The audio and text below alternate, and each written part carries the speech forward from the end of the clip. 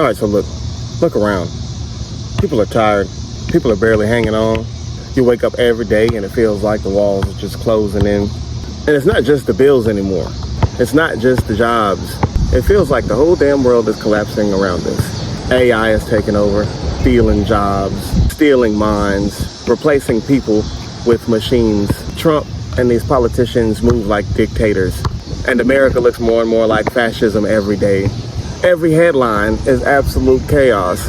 And every new law feels like another brick that they're stacking on top of you. And if you feel like you are being crushed by life right now, you are not crazy. You're wide awake.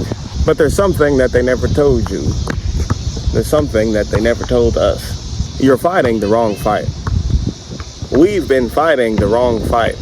You see, we've been trained to fight on the outside, to beg for better jobs, for better wages, for better housing, to vote, protest, and march in a system that was never made for us. And I'm not saying that resistance doesn't matter, because it does. But I need you to understand that is the hardest plane to fight on. This physical realm is the hardest plane to fight on. This physical world is the junkyard of ideas. It's the shadow. It's the echo. It's the secondary realm. Every law, every dollar, every badge started off as an idea before it materialized into matter. And here we are breaking our backs, fighting the shadows, fighting the byproduct, rearranging the rubble, and wondering why nothing changes. And that's why Brother Panic used to say, we are fighting ass backwards.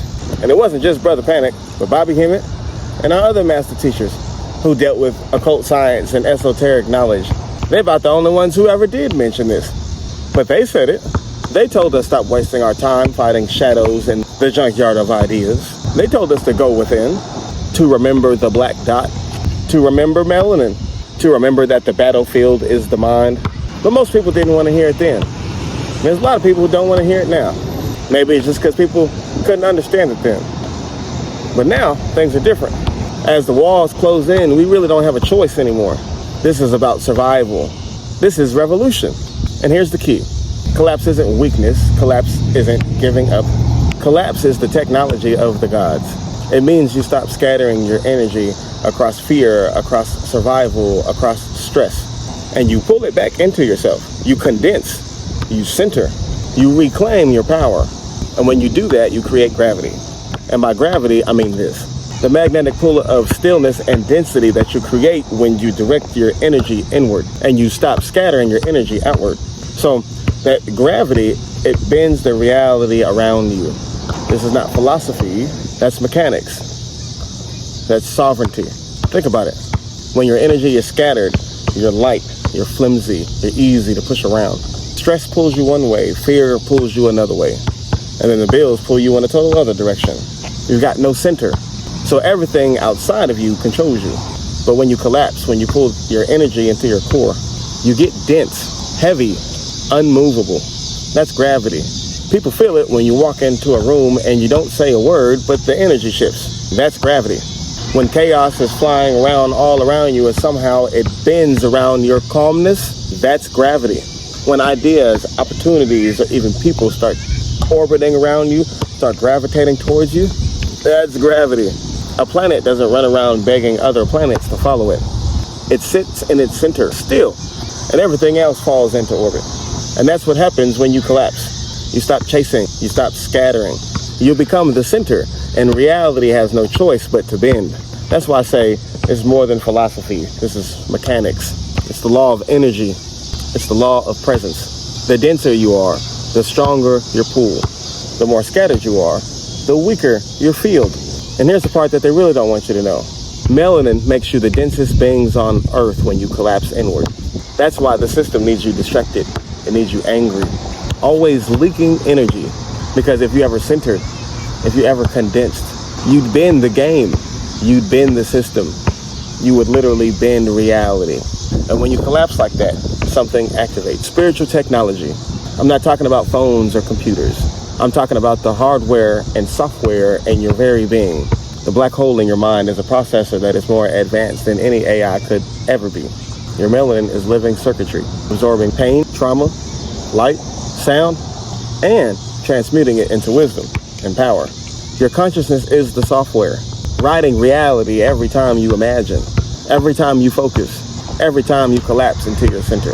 You are walking around with technology that is older than the stars, more advanced than anything that Silicon Valley could ever dream of.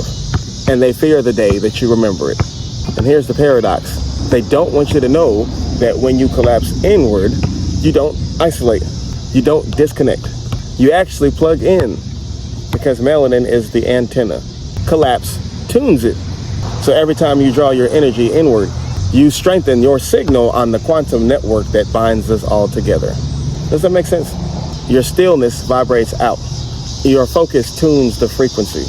And whether you realize it or not, other melanated minds are picking up on this. That's the revolution. Not just crowds in the streets, but minds in resonance. Not just fighting in the junkyard of ideas, but reconnecting to the source code of the universe. And I believe that this is how we survive America. This is how we endure fascism. This is how we pull each other closer as the system is trying to scatter us, separate us, and divide us. Because there ain't no savior coming. There's no savior on the outside that is coming to save us. But you already carry the power to save yourself. And in doing that, you save the collective. Think about Neo in the Matrix.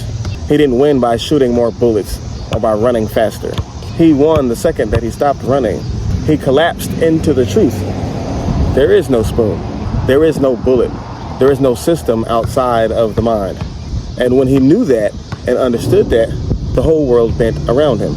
Now let me talk directly to my people, my black people, my melanated peoples. We've been taught to fight for scraps in the outer world while ignoring the supreme circumstance in the inner world. We've been begging the junkyard while we've been carrying around the most advanced technology in the universe. How much sense does that make? The power has always been in your hands, in my hands, in our hands, in your mind, in your melanin.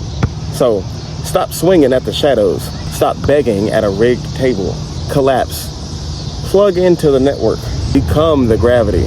Because once you do, you'll see the truth. And the truth is, this is the solution. This is the revolution. This is how we survive.